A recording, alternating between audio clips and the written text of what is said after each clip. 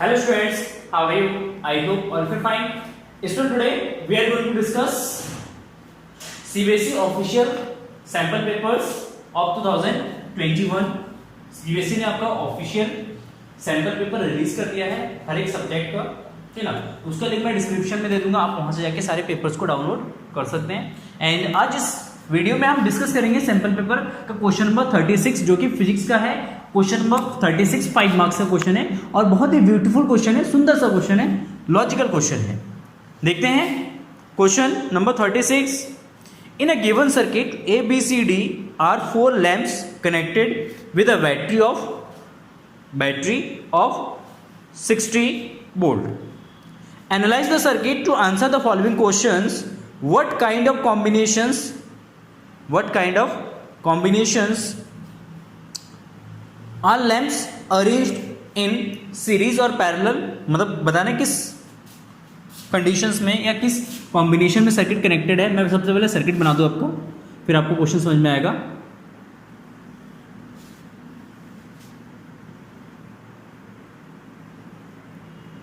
Lamp A,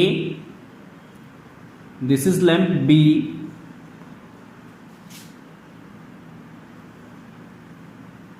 this is lamp C and this is lamp D। ठीक है,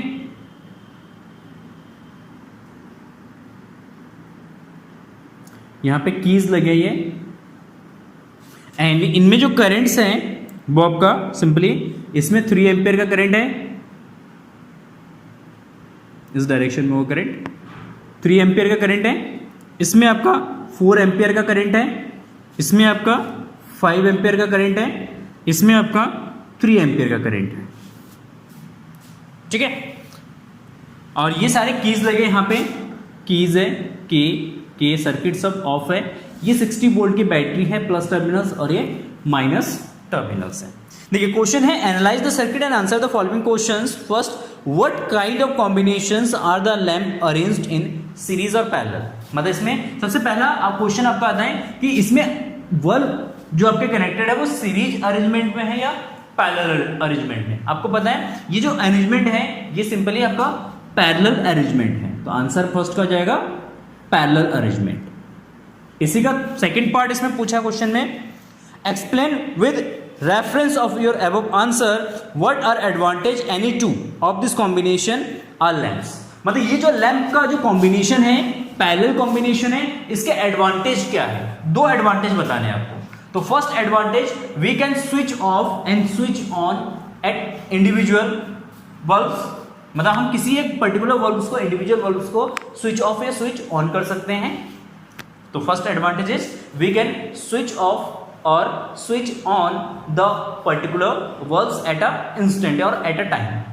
and second advantage हो जाएगा इसका सिंपली कि ये वो all bulbs are connected in parallel combination, so the potential difference across the all bulbs are same.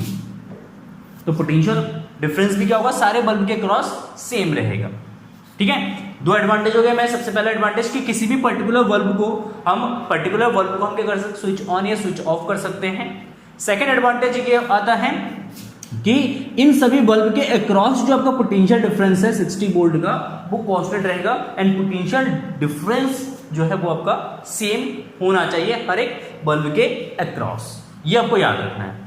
ठीक है, एंड थर्ड अगर एडवांटेज यहां पूछते हैं तो थर्ड एडवांटेज ये हो सकता है कि कोई भी अगर एक बल्ब पर्टिकुलर बल्ब अगर अगर कोई पर्टिकुलर बल्ब अगर यहाँ पे आपका क्या होता है, डैमेज हो जाता है, फ्यूज हो जाता है, तो उस केस में इस सर्किट पे कोई इफेक्ट नहीं पड़ेगा। अगर सीरीज कॉम्बिनेशन होता तो पर्टिकुलर बल्ब अगर फ्यूज हो जाता तो उस कंडीशन में पूरा सर्किट हमारे क्या होता, ऑफ हो जाता। लेकिन यहाँ पे इस कंडीशन में ऐसा नहीं हुआ। तो 3 एडवांटेज मैंने आपको बता दी, वो आप लिख लीजिएगा। न्यूमेरिकल्स में आते हैं, थर्ड पार्ट इसमें पूछा गया है।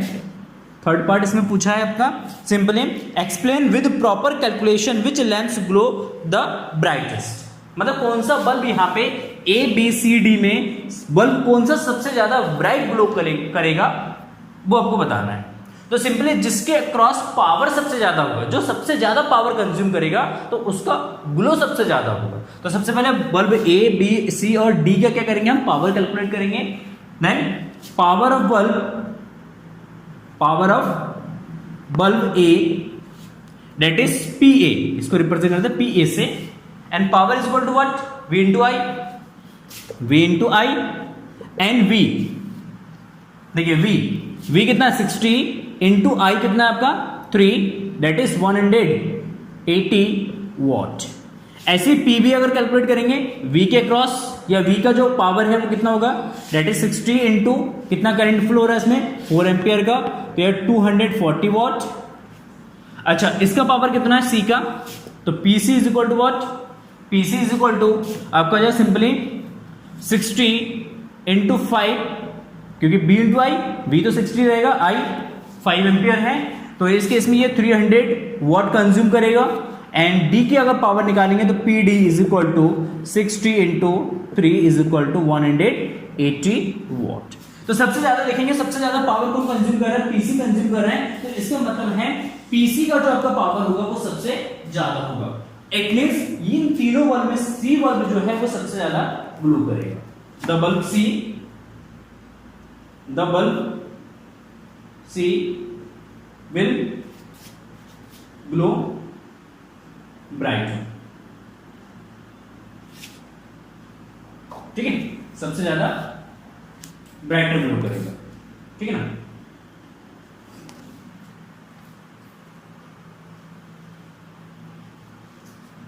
एंड नेक्स्ट है फोर्थ नंबर, इसमें find out the total resistance of the circuit. Circuit का टोटल रेजिस्टेंस आपको फाइंड आउट करना है क्वेश्चन नंबर के फोर्थ पार्ट में। टोटल रेजिस्टेंस निकालना है, तो टोटल रेजिस्टेंस कैसे निकालेंगे, टोटल रेजिस्टेंस निकालेंगे सिंपल सा कॉन्सेप्ट है, टोटल करंट निकाल लेते हैं हम यहाँ पे। Total current I is equal to what, देखो सीरीज पैरेलल में है तो करंट इजीली का जो ऐड हो जाएगा यहाँ पे, तो 3 ampere plus 4 ampere plus 5 ampere plus 3 ampere, 3 4 5 3, इन तीनों को क्या करेंगे ऐड कर देंगे, तो ये जगह पर 3 3 6 10 15। तो इस सर्किट में टोटल जो करंट फ्लो हो रहा है आपका, दैट इज टोटल जो करंट होगा वो हो जाएगा आपका 15 एम्पियर हो जाएगा। अच्छा 15 एम्पियर का करंट फ्लो हो रहा है, 60 वोल्ट है, तो टोटल रेजिस्टेंस कितना हो जाएगा, total resistance that is equal to R is equal to V upon I, then V is what 60 by I is equal to 15, divide करेंगे तो ये जाएगा आपका 4 एम्पियर, सॉरी 4 ओम। मतलब इस सर्किट का टोटल जो रेजिस्टेंस है वो कितना जाएगा 4 ओम हो जाएगा।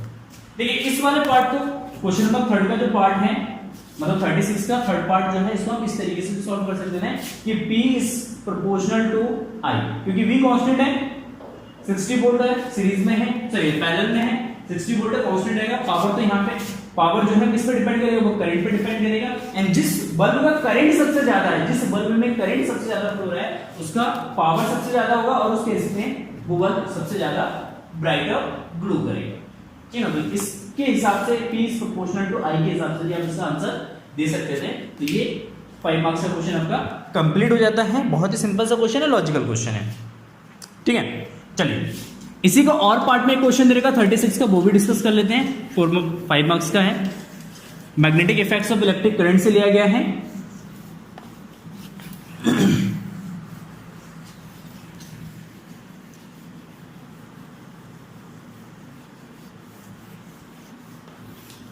तो सिंपली देखिए यहां पे कि PQ is a current carrying conductor in a plane of paper is shown in figure below.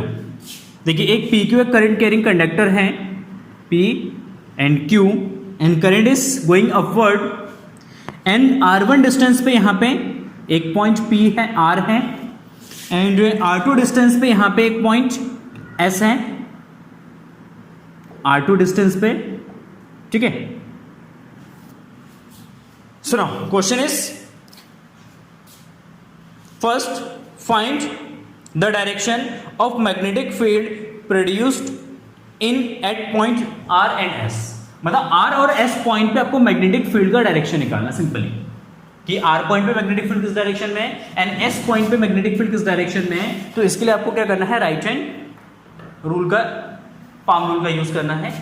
तो according to right hand palm rules क्या करते हैं हम, सिंपली अपने थम्स को करंट के डायरेक्शन में इंडिकेट करते हैं, फिंगर्स को जिस पॉइंट पे मैग्नेटिक फील्ड निकालना है उस पॉइंट की तरफ हम इसको अलाइन करेंगे फिंगर्स को, और अपने पाम से इस पे जिस डायरेक्शन में हम इसको पुश करेंगे तो इसके पुशिंग का जो डायरेक्शन है वो आपका मैग्नेटिक फील्ड का डायरेक्शन होगा। सिंपली देखिए, करंट ऊपर, इस पॉइंट पे मैग्नेटिक फील्ड निकालना, कहां जाएगा, पुश कहां करेंगे, इसको अंदर की तरफ पुश करेंगे। जब इसको अंदर पुश करेंगे तो इस पॉइंट पे मैग्नेटिक फील्ड क्या होगा, इनवर्ट होगा। फर्स्ट आर पॉइंट पे क्या होगा, परपेंडिकुलर इनवर्ट, परपेंडिकुलर इनवर्ट हो जाएगा, ठीक है, मैग्नेटिक फील्ड। अच्छा, एस पॉइंट पे क्या होगा, एस पॉइंट पे देखिए सिंपली अगेन हम क्या करते हैं, अपने फिंगर्स को ऊपर रखते हैं, इस पॉइंट पे मैग्नेटिक फील्ड निकाला, पुश कहां करेंगे, आउटसाइड, बाहर की तरफ पुश करेंगे। तो पुशिंग का डायरेक्शन बाहर है, या हम कह सकते हैं इस पाम के परपेंडिकुलर डायरेक्शन में, जो हमारा हथेली है इस हथेली के परपेंडिकुलर डायरेक्शन में आपका मैग्नेटिक फील्ड होगा। तो यहाँ पे सिंपली एस पे जो होगा वो जाएगा परपेंडिकुलर, ये परपेंडिकुलर साइन है, परपेंडिकुलर आउटवर्ड, सिंपली कहां होगा, परपेंडिकुलर आउटवर्ड डायरेक्शन होगा। सबसे पहले आपका ये क्वेश्चन बन जाता है। इसका सेकंड पार्ट देखते हैं, कह रहे given R1 is greater then R2, R1 is greater than R2, where will be the strength of magnetic field be larger, give reason। देखिए simply magnetic field is directly proportional, inversely proportional to R। Reason आपका ये हो जाएगा कि magnetic field is inversely proportional to the distance from the wire या current carrying conductor, ठीक है। तो इसमें इट मींस R इंक्रीज करेंगे तो B आपका डिक्रीज होगा, R को डिक्रीज करेंगे तो B इंक्रीज होगा। तो यहाँ पे simply R2 is less than R1, तो इसका मतलब S पे जो मैग्नेटिक फील्ड होगा स्ट्रॉन्ग होगा, और R पे जो मैग्नेटिक फील्ड होगा वो आपका वीक होगा। तो यहाँ पे कह सकते हैं कि BS मतलब magnetic field at point S is greater than magnetic field at point R, ठीक है। तो इसका आंसर ये हो जाएगा magnetic field at point P, इसको इस तरीके से लिख सकते हैं, magnetic field at point S is greater then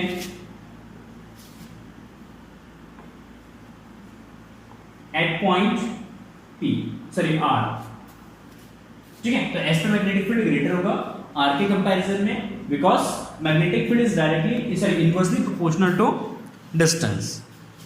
next, if the polarity of battery connected to wire is reverse, how would the direction of magnetic field change. मतलब अगर हम यहाँ पे करंट के डायरेक्शन को क्या करते हैं, चेंज कर देते हैं। अगर करंट डाउनवर्ड डायरेक्शन में होगा तो R और S पॉइंट पे मैग्नेटिक फील्ड किस डायरेक्शन में होगा। तो थर्ड केस में अगर पोलैरिटी को चेंज करेंगे तो करंट का डायरेक्शन चेंज होगा, एंड करंट का डायरेक्शन चेंज होगा तो यहाँ पे मैग्नेटिक फील्ड का डायरेक्शन भी क्या हो जाएगा आपका, सिंपली चेंज हो जाएगा। एंड यू में कैलकुलेट, देखिए यहाँ पे करंट का है डाउनवर्ड है, इस पॉइंट पे मैग्नेटिक फील्ड निकालेंगे तो पाम के परपेंडिकुलर आउटवर्ड आपका मैग्नेटिक फील्ड होगा, तो यहाँ पे पुश करेंगे आउटवर्ड, तो R पॉइंट पे आउटवर्ड हो जाएगा, एंड S पॉइंट पे आपका क्या जाएगा, इनवर्ड हो जाएगा, ठीक है। सिंपली देखिए इस तरीके से इसको कैलकुलेट करेंगे। ये आपका करंट के डायरेक्शन में इस पॉइंट पे मैग्नेटिक फील्ड निकालना है, तो क्या करेंगे, इसको पुश करेंगे इनवर्ड डायरेक्शन। तो यहां पे सिंपली R पॉइंट पे आपका मैग्नेटिक फील्ड हो जाएगा perpendicular outward the plane, and S point पे आपका हो जाएगा perpendicular inward the plane, plane की क्या हो जाएगा, इनवर्ड हो जाएगा। एंड फोर्थ पार्ट इसका आंसर है, explain the rule that is used to find the direction of magnetic field for the straight current carrying conductor. कौन सा रूल यूज करेंगे, right hand thumb rule use करेंगे, right hand thumb rule use करेंगे। तो magnetic field का direction निकालने के लिए क्या यूज करें, right hand thumb rule use कर सकते हैं, या right hand palm rule use कर सकते हैं। राइट हैंड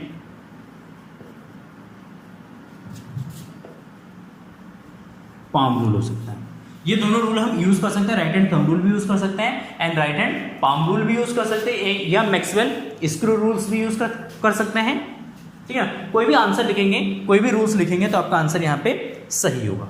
ओके, तो आई होप आपको ये सारे पॉइंट्स, सारे क्वेश्चंस क्लियर हो गए होंगे। एंड अगर आपको समझ में आ गया प्लीज़ वीडियो को लाइक कर देना। एंड नेक्स्ट के लेक्चर्स में हम आगे के कुछ क्वेश्चंस और डिस्कस करेंगे फिजिक्स के। एंड अगर आप चैनल पर नए हैं तो प्लीज़ चैनल को सब्सक्राइब कर देना एंड नोटिफिकेशन बेल को जरूर दबाइएगा। चलिए फिर मिलते हैं नेक्स्ट वीडियो में and have a nice day, bye bye.